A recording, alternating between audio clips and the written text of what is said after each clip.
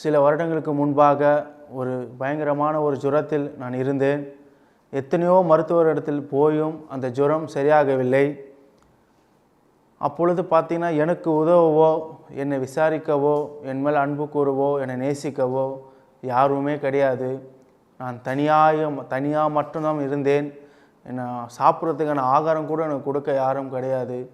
ஒரு அனாதை போல நான் காணப்பட்டேன். அப்போது தேவ சமூகத்தில் முழங்காலிட்டு ஜெபிக்கும் பொழுது, வேதத்தை வாசிக்கும் பொழுது தேவனாய கர்த்தர் ஒரு வார்த்தை என்னோடு கூட பேசினார். யோவான் 5ஆம் அதிகாரத்தில் பெதஸ்தா குளத்தாண்டை ஒரு 38 வருஷமாக ஒரு வியாதி உள்ள ஒரு மனுஷன் இருந்தான். அந்த மனுஷனை குறித்து வேதத்தில் படிக்கும் பொழுது, அந்த மனுஷன் 38 வருஷமாக அதே இடத்துல தான் இருக்கிறான்.